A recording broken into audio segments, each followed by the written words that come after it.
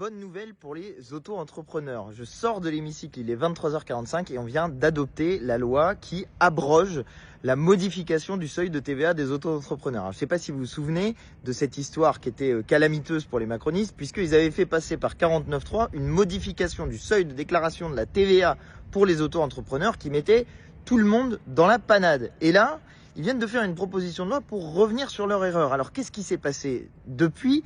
Eh bien, si vous vous en souvenez, avec la France Insoumise en particulier, on avait alerté dès le 4 février de cette année. Et à partir du moment où on a commencé à alerter et où les médias s'en sont fait le relais, eh bien là, ça a commencé à faire bouger les macronistes alors même que c'était eux qui avaient fait la loi.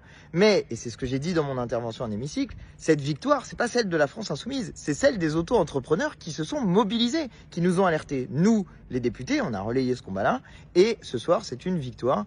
Et je suis bien content du fait que certains soient revenus sur leur position, puisque des députés, du coup, macronistes étaient favorables à ça, et qu'il y avait même des députés du Rassemblement national qui avaient proposé pire que les macronistes. Finalement, ce soir, tout le monde a voté cette abrogation de la loi qui modifiait le seuil de TVA. Écoutez, c'est une bonne nouvelle, c'est une victoire pour les auto-entrepreneurs.